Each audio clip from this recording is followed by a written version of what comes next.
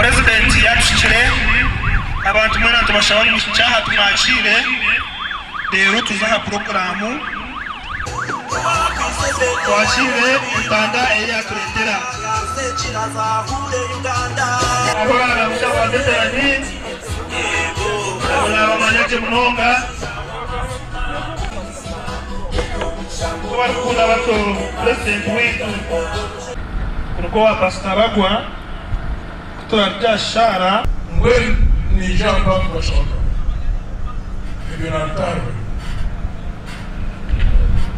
umuntu weza shore elisiyo mwihago aho kabisa nibikomoka ari kicemo kandi bikuruka umurijo nk'abantu abakora umutegetsi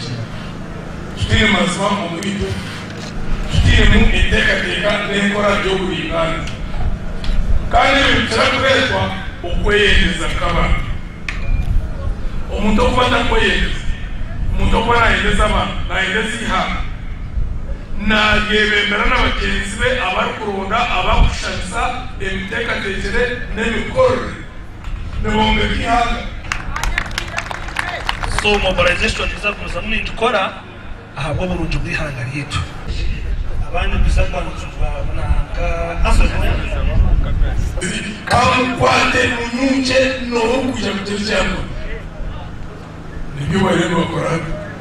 ubu mwekano kizabeze ebiro ikana cyana bakahwa yarabaho barahari mudeni kwishimira kugira ngo barimo batiragaje baroye baza umushinja kama mumkwase bigana cyana kabwiro barahari omutegetsi w'abahindura bitekerezo nimbari bagakora ubwo twazumusha hamwe twagwana nito tuya twabura kwategerezana twazana turebe munda musiyo turebe namukireba mwebare kubonera ma ayitukuza tworobi nico rukushangira umuntu nabasa kurwara akabura ubujanja bigushyikire bakamutwara mu irwariro bakamushaba sente zatarabase akagira ati mwentirije kutunda kibanja yikemu yabagenzi banje barumu akashaba ati mungaro z'umuka banziki iwe kwesegeza mureke kutarachi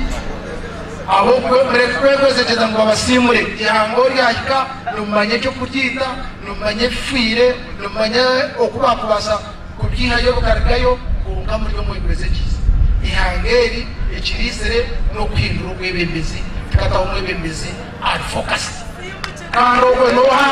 endo mushaka kamuntu akaruru mwemereze mukono marebe kandi barakwenda kuhereza Patrick akaruru ni mwemereze mukono marebe